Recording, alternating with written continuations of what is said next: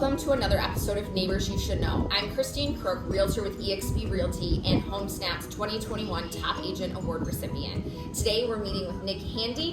He is a father, husband, Spartan of love, all-around phenomenal human being, neighbor you should know, and he happens to be one of your candidates for St. Clair Shores City Council. So, Nick, tell me, where did you grow up and what do you do outside of running for City Council?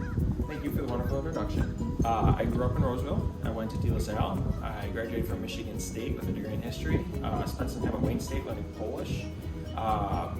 You just kind of see me around town. Love doing stuff at the park here. We chose Memorial Park to do this interview today, but we live just over the street, so we're always up here hanging out. Love going to local restaurants and breweries around town. You'll see me around town at all my daughter's stuff at Civic Arena or at the dance studio or whatever she's doing. So we're everywhere. Awesome. Why did you decide to run for St. Clair Shores City Council? So I watch the meetings on TV on Monday nights. I read what's written about them in the Sentinel, which, by the way, Kristen Dembski, she's the unsung hero of local politics in St. Clair Shores. She goes to the meetings, she goes to the functions around town, the unsung hero of local politics in the city. But the reason why I wanted to run is I think we need a differing voice on the city council. I see it's kind of embarrassing the way that the city council acts towards businesses in the city. This whole Pride resolution thing has been embarrassing from the city council's perspective, and we need some new voices and we need some change. Great. So those two problems, like how they treat businesses and the Pride resolution, can you explain to our viewers what the problem is? Just in case they're not tuning into the 3-5 hour, however long the city council meetings are. They go on for a while. They go on forever sometimes, but for those who are not tuning into those, tell them what are the problems as you see it with how they treat businesses and the Pride resolution. And then I want to know what your solution is. So start with the problems. So the problems to me, we have a lot of empty, vacant businesses in the city, and if I owned a business and I wanted to bring it to the city, I'd look at, okay, how is the city council treating these businesses? And I look at the way Wild Bill's was treated on 9 and Harper, and it's almost like they want them to atone for the sins of Linda's place because they're arguing over window coverings and they're arguing over parking lots and this and that.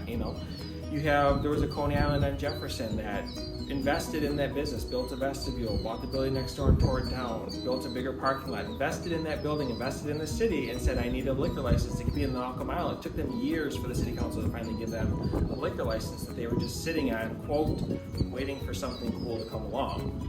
We have this Pride resolution, which has been an issue in the city. It's been a hot button topic on the internets, if you will.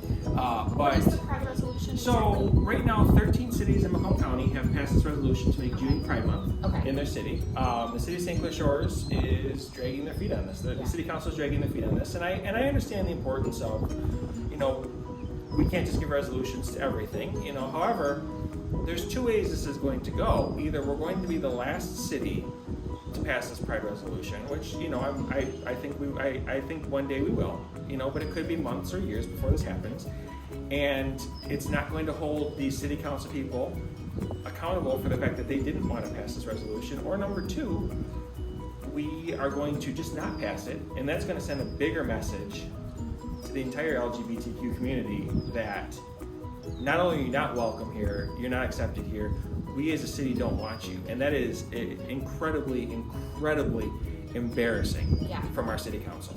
And I think just a wrong side of history. Just completely. Yeah.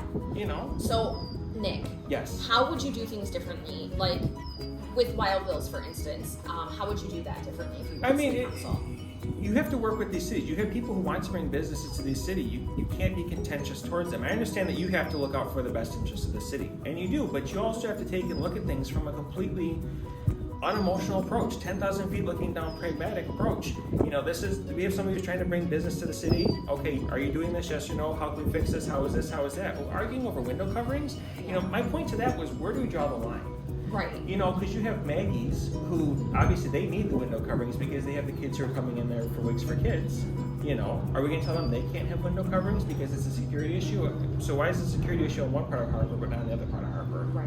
You know, I mean, and so it's embarrassing. So, I mean, we need to be better towards businesses in the city. Yeah, absolutely. And I feel like they still aren't even open. No, they're not. They're not, and it's been probably 2 years. I don't know, it feels like forever. And, you know, and enough is enough, you're right. You know, just work with the business. And do what you can as a city to help them to open and start operating in the city and generating an income for themselves and the neighborhood and employees and all of that stuff. Absolutely. So thank you for saying that.